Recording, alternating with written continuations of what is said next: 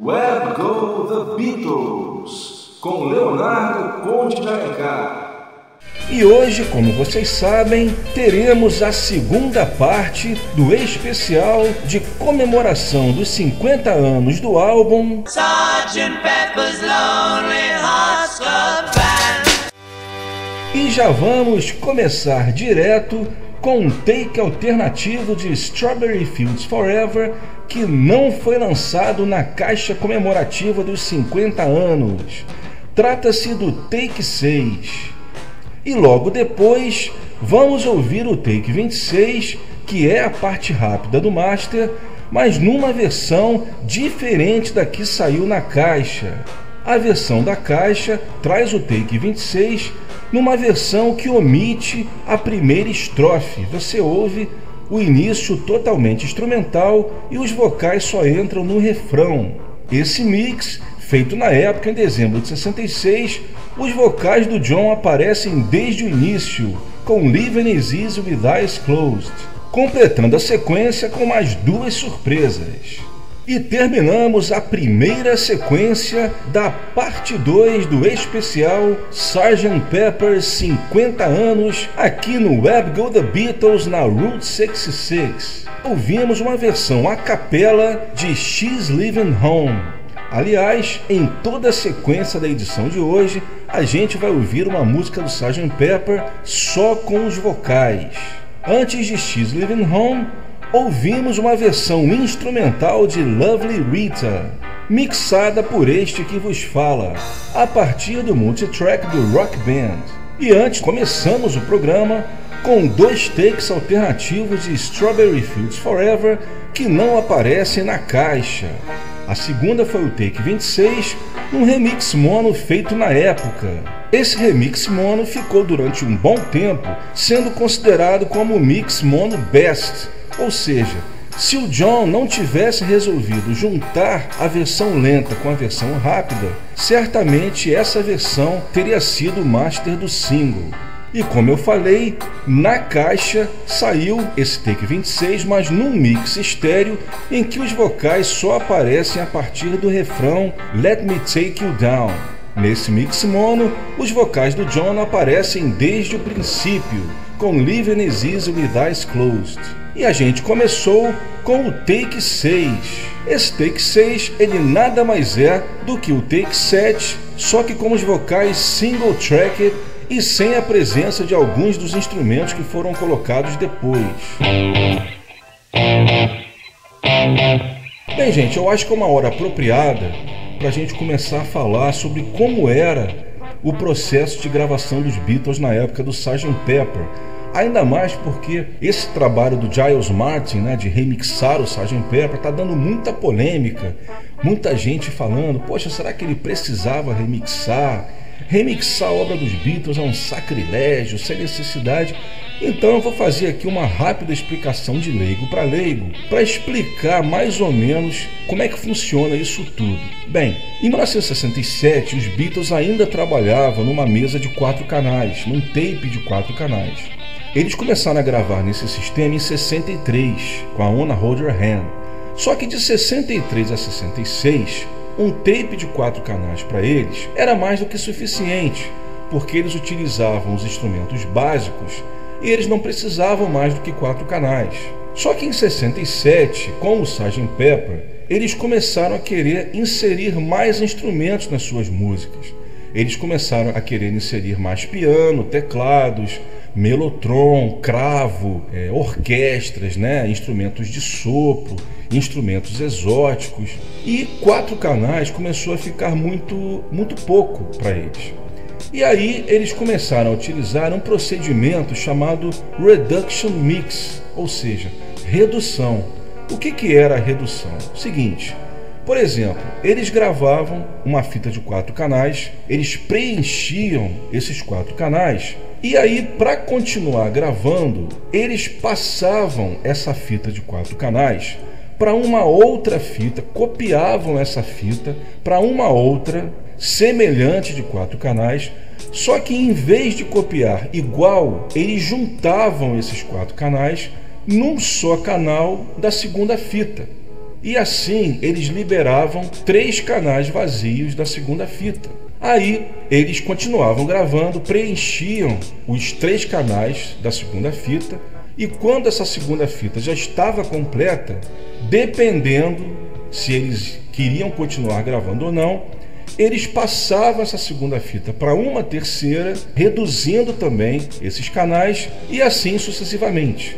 Geralmente, o máximo que eles faziam de redução era até uma 4ª fita, ou seja, o máximo que eles faziam eram 3 reduções, porque mais do que 3 reduções, você já começava a reduzir um pouco a qualidade do som, porque até 3 reduções você não sentia diferença na qualidade de som, ou seja, você não aumentava tanto o nível de ruído, porque obviamente, como você está trabalhando com fitas analógicas, naquela época, obviamente, não havia gravação digital, você, quando copiava de uma fita para outra, você, por melhor que fosse a qualidade da fita, você aumentava sempre um pouco do nível de ruído. Só que realmente o som do Abbey Road, né, dos estúdios, era tão bom que mesmo com as reduções o som é excelente, né? Tanto que quem não sabe dessas histórias, das gravações, nem percebe alguma diferença no som. Parece que o som foi gravado hoje. Pois é.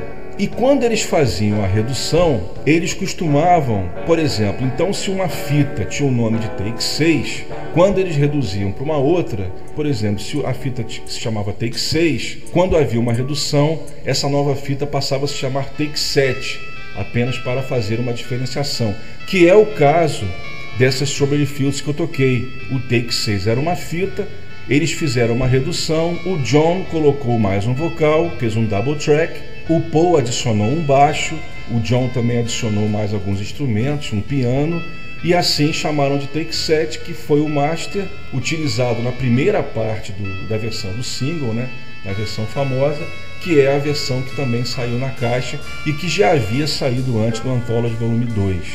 E só para vocês terem uma ideia como é que eles utilizavam a redução, a Penny Lane, que é uma das músicas que eles mais utilizaram, que também foram utilizadas 4 fitas, a primeira fita da Penny Lane, ela é ocupada só com piano. Os canais 1, 2, 3 e 4 são todos preenchidos com piano. Esse take, considerado o best dessa primeira fita, foi lançado na caixa, se não me engano é o take 6.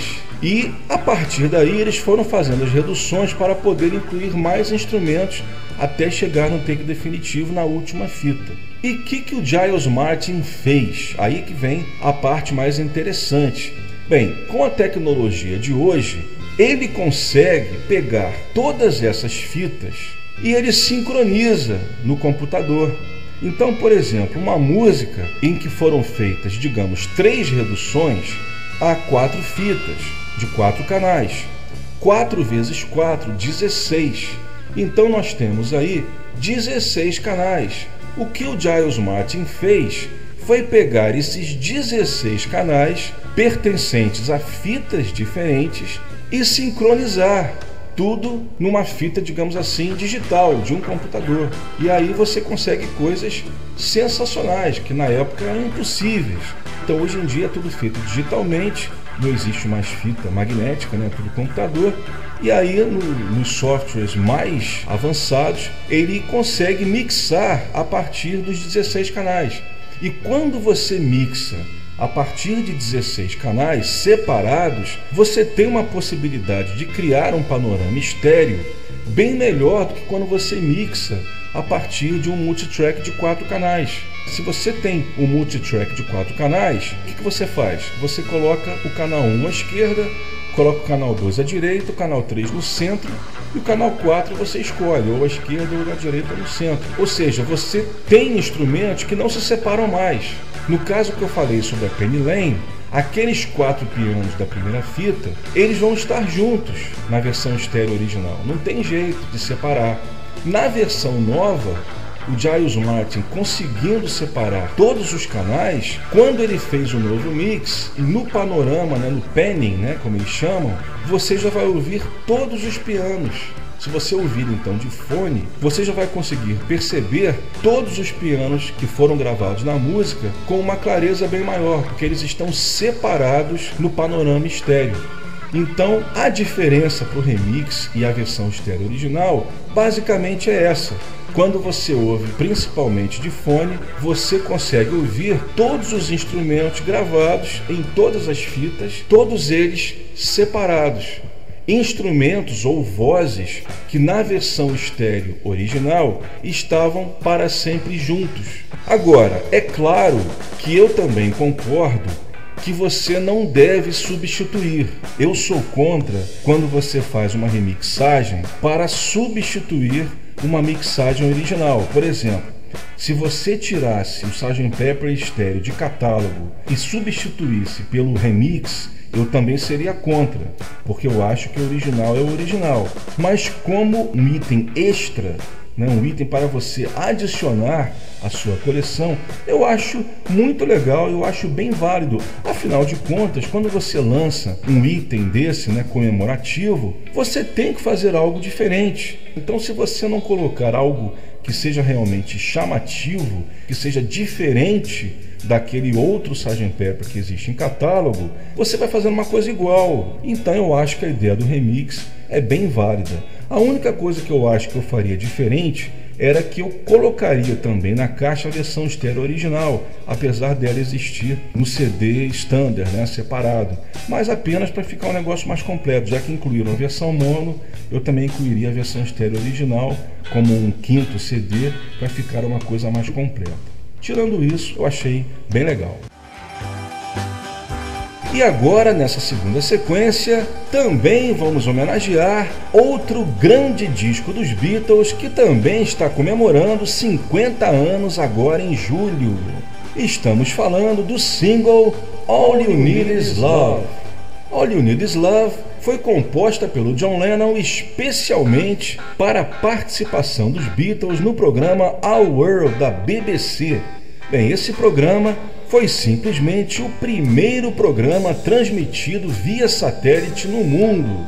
A BBC criou esse programa com a participação de várias emissoras de TV ao redor do mundo. TVs de 5 continentes toparam enviar programas para a transmissão. E como contribuição da Inglaterra, a BBC não poderia ter escolhido outros artistas. Claro, escolheram John, Paul, George e Ringo. E ainda pediram que eles tocassem uma música que tivesse uma mensagem para o mundo inteiro. Pois é, e aí vem aquilo que eu sempre falo, pessoal? Os Beatles, eles tinham um LP recém-lançado. O programa, o Our World, foi transmitido no dia 25 de junho, exatamente um mês após as primeiras cópias do Sgt. Pepper terem chegado às lojas. Quem ouviu a primeira parte do nosso especial deve lembrar que eu falei que, apesar da data oficial de lançamento ter sido 1º de junho, houve um pré-release e algumas lojas de Londres receberam cópias do Sgt. Pepper no dia 25 e no dia 26 de maio. Portanto, quando o programa da BBC foi ao ar, havia exatos 30 dias do lançamento do Sgt. Pepper. Então, seria mais do que natural se os Beatles apresentassem uma canção do álbum que estava subindo nas paradas.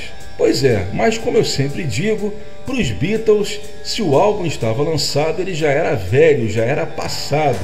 Então, eles resolveram compor uma música nova. Uma formação interessante trazida pelo Mark Lewison. O Paul também tentou entrar na onda, e enquanto John estava compondo All You Need Is Love, o Paul também estaria compondo uma concorrente. Ele diz, o Mark Lewison, que não se sabe ao certo que música seria essa, mas ele acredita ser Your Mother Should Know, porque essa música seria a primeira música que os Beatles gravariam após All You Need Is Love. O fato é que os dois se reuniram e ambos concordaram que All You Need Is Love seria bem mais apropriada para o evento, principalmente por causa da letra. Os Beatles começaram a gravá-la no dia 14 de junho de 67 no estúdio Olympic, que era bastante usado pelos Rolling Stones. As gravações se estenderam até o dia da transmissão ao vivo. Um dado interessante é que no primeiro dia de gravação, o dia 14 de junho, os Beatles gravaram um backing track bastante bizarro para quem está acostumado a ouvir os Beatles nos seus instrumentos habituais. O John, ele tocou o cravo, o harpsichord, o Paul ficou no double bass, ou seja, o contrabaixo, mais conhecido como rabecão, aquele instrumento muito utilizado no rockabilly. O George pegou um violino e só o Ringo que ficou na sua bateria de sempre. Além disso, o John adicionaria um banjo e o George Martin colocaria um piano.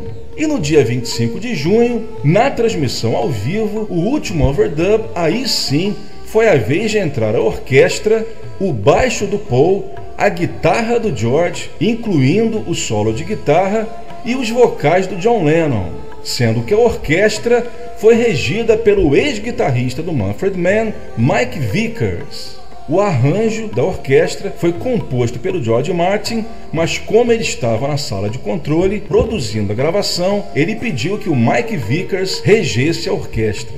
Mas as gravações não parariam por aí. Após as câmeras serem desligadas, o John, perfeccionista como sempre, adicionou um novo vocal, fazendo um double tracking. E o Ringo também adicionou um drum roll na introdução, ou seja, o rufar dos tambores que você ouve na introdução da Marselhesa. Eu vou tocar para vocês justamente a versão que foi ao ar pela BBC via satélite para o mundo inteiro. Vocês vão perceber que tem essas diferenças que eu falei, ou seja, o vocal do John está diferente e também a música não tem o fade out que você ouve na versão oficial. E sobre o single, All You Need Is Love, com Baby You're a Rich Man no lado B, foi lançado bem rapidamente, apenas 2 semanas após a gravação. Na Inglaterra, o disco saiu no dia do 27º aniversário do Ringo, no dia 7 de julho de 67. Nos Estados Unidos saiu 10 dias depois, no dia 17 de julho. E nem precisa nem dizer que nos 2 países o disco atingiu a primeira posição em todas as publicações. Nos Estados Unidos, em que as paradas sempre publicavam os lados A e B separadamente, Baby You're a Rich Man também não fez feio, atingindo a 34ª posição, excelente para um lado B na Billboard. E falando em Baby You're a Rich Man, essa música ela foi gravada no dia 11 de maio de 67, logo depois também do fim das gravações do Sgt. Pepper, e antes também, obviamente, do lançamento do álbum. Baby You're a Rich Man foi a primeira música que os Beatles gravaram especialmente para o projeto do Yellow Submarine, embora, por causa do lançamento do All You Need Is Love, eles precisaram urgentemente de um lado B e acabaram roubando a Baby You're a Rich Man do Yellow Submarine e lançaram então como lado B de All You Need Is Love. E para completar a sequência, mais Sgt. Pepper. A gente ouve mais um mix a capela, dessa vez Getting Better, com o Paul cantando em 2 vozes, inclusive fazendo harmonia com ele mesmo, e o John Lennon fazendo os incríveis backing vocals, inclusive os vocais resposta. E para terminar, uma música de George Harrison que eu acho que teria tudo a ver caso tivesse entrado no Sgt. Pepper, ainda mais por também ter sido gravada logo depois do fim das gravações do álbum. Estou falando de It's All Too Much, que também foi gravada especialmente para o projeto do Yellow Submarine. Ela foi gravada no dia 25 de maio de 67. Outra curiosidade é que ela foi a única música dos Beatles gravada nos estúdios Delaney Lee, que era um estúdio independente em Londres, utilizado por 9 entre 10 cantores da época. Entre os artistas que utilizavam esses estúdios, posso citar Herman's Hermits, Animals, Donovan e até o Jimi Hendrix. Essa versão que eu vou tocar é a versão longa de 8 minutos que nunca saiu oficialmente. Depois da sequência, eu conto um pouco mais sobre ela. Web Go The Beatles, segunda parte do especial Sgt. Pepper 50 anos. A gente terminou essa sequência com George Harrison e It's All Too Much. Bem, gente, essa versão que eu toquei, como eu falei, é a versão longa. É um mix mono feito na época que foi gravada, de 8 minutos de duração, que nunca saiu oficialmente. Pois é, a versão que saiu oficialmente no álbum, ela tem 6 minutos de duração, ou seja, 2 minutos a menos do que essa que eu toquei. O que foi cortado, né? Pois é, eles cortaram uma estrofe inteira e também cortaram um refrão. Isso sem contar o fade out, que foi feito bem antes, né? Porque essa versão que eu toquei, ela vai até o final original, ela não tem o fade out. Pois é, e a curiosidade é que a primeira versão do It's All Too Much que apareceu, ela foi a do filme, porque o filme ele saiu em julho de 68 e o Yellow Submarine, onde ela saiu a primeira vez, é de janeiro de 69. E a versão que foi para o filme é uma edição desse mix que eu toquei, porque esse mix mono, né, esse de 8 minutos, foi o primeiro mix feito da It's All Too Much. A It's All Too Much foi gravada em maio de 67, esse mix também foi feito em 67 para a United Artists. Obviamente a United não ia utilizar 8 minutos no filme, e eles então fizeram uma edição de mais ou menos 2 minutos. E inclusive eles utilizaram até bem a música, porque quem lembra do filme, lembra que ela toca no final, na parte que os Blue Meanies são derrotados, né? Ela aparece justamente na parte que abre caminho para o aparecimento dos Beatles verdadeiros. E o fato é que essa edição feita para o filme, ela tem uma estrofe onde o George fala "Time for me to look at you and you to look at me". E esse verso, né, que o filme aproveitou bem, né, para mostrar os Blue Meanies, né, ficando bons, na hora que eles foram fazer a edição para o disco, a edição de 6 minutos, essa estrofe do filme acabou não sendo aproveitada, ou seja, eles quiseram cortar 2 minutos, mas eles acabaram cortando exatamente a estrofe que aparece no filme. Não sei se foi proposital, foi sem querer, mas o fato é que isso aconteceu. Isso fez com que essa estrofe ficasse exclusiva do filme, né? Virou uma raridade. E até hoje, essa estrofe só existe no filme. Inclusive, hoje já tem até em DVD, Blu-ray, em estéreo, né? 5.1. E esse mix que eu toquei para vocês tem essa estrofe, né? Porque justamente a versão do filme foi cortado dela. E além disso, essa versão de 8 minutos, ela também tem um refrão que não aparece nem na versão do filme e também foi cortado na versão do disco. Pois é, eu lembro que quando saiu o Yellow Submarine Songtrack em 99, todo mundo ficou torcendo para que eles remixassem a música utilizando a versão inteira. Só que, infelizmente, eles fizeram um novo mix, mas utilizando os mesmos cortes que haviam sido feitos para a versão do álbum. Antes nós ouvimos Getting Better, versão somente com os vocais, um mix a capela, e nós começamos com o single que está comemorando 50 anos, All You Need Is Love e Baby You're a Rich Man. Da primeira eu toquei a versão inédita, a versão que foi ao ar ao vivo no dia 25 de junho de 67 no programa Our World da BBC, a primeira transmissão via satélite no mundo. Um mix diferente do que sairia no dia 7 de julho em single. E Baby You're a Rich Man, eu toquei a versão do single americano que, por algum mistério da natureza, tem um som indecifrável no início da música. Where Go the Beatles, especial Sgt. Pepper 50 anos. Segunda parte, edição de julho de 2017, aqui na Route 66. Bem, nessa terceira sequência, eu vou tocar para vocês músicas do Sgt. Pepper, só que em versões ao vivo, tocadas pelo Paul McCartney e também pelo Ringo Starr.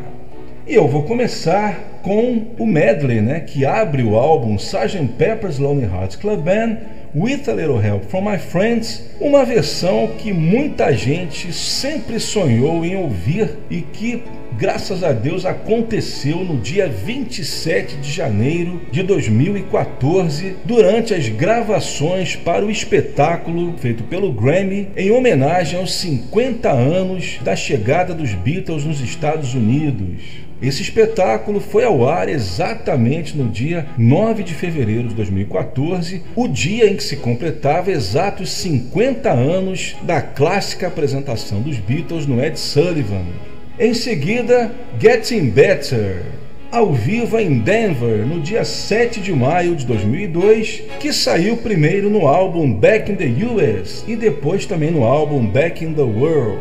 A terceira, She's Leaving Home. Essa foi gravada no dia 3 de novembro de 2002, na cidade do México. Essa foi lançada só no álbum Back in the World. E para terminar, uma que até hoje não saiu oficialmente, Lovely Rita, gravada em Tóquio, no dia 21 de novembro de 2013. O legal de Lovely Rita é que o Paul a tocou pela primeira vez em sua vida ao vivo aqui no Brasil, lá em Belo Horizonte, no dia 4 de maio de 2013, e eu tive o grande privilégio de estar lá. Isso porque o show de Belo Horizonte foi o primeiro show daquela turnê de 2013, onde ele apresentou um novíssimo, então novíssimo setlist, onde além de Lovely Rita, ele também tocou Being for the Benefit of Mr. Kite, ele apresentou All Together Now, Your Mother Should Know, várias músicas que ele jamais havia tocado ao vivo. E Lovely Rita foi uma das grandes surpresas daquele dia, sem dúvida. Sgt. Pepper ao vivo. Ouvimos, essa última foi Lovely Rita, Paul McCartney em Tóquio, 21 de novembro de 2013. Antes foi She's Leaving Home, gravada na cidade do México, no dia 3 de novembro de 2002, do álbum Back in the World. Antes foi Getting Better, gravada em Denver, Estados Unidos, 7 de maio de 2002. Essa saiu nos dois álbuns, Back in the US e Back in the World. E começamos com o medley Sgt. Pepper's Lonely Hearts Club Band e With a Little Help from My Friends, Paul McCartney e Ringo Starr ao vivo no LA Convention Center, durante as gravações do especial do Grammy em homenagem aos 50 anos da chegada dos Beatles nos Estados Unidos, no dia 27 de janeiro de 2014. E já estamos chegando à nossa última sequência do nosso especial de 50 anos de Sgt. Pepper aqui no Abbey Road The Beatles, segunda parte. Vamos ouvir agora, não poderíamos deixar de tocar, Penny Lane, e eu escolhi o remix mono número 8. Esse remix seria especial porque foi o remix considerado best, né, o melhor mix, até o Paul ter a ideia de utilizar o famoso piccolo, o trompete do Dave Mason. Reza a lenda que o Paul já tinha escolhido esse mix que eu vou tocar como definitivo, que tem a presença de um oboé, quando ele estava em casa e ouviu, né? Ele viu um programa da BBC onde o David Mason, o grande músico da Filarmônica de Londres, estava tocando esse instrumento, o piccolo.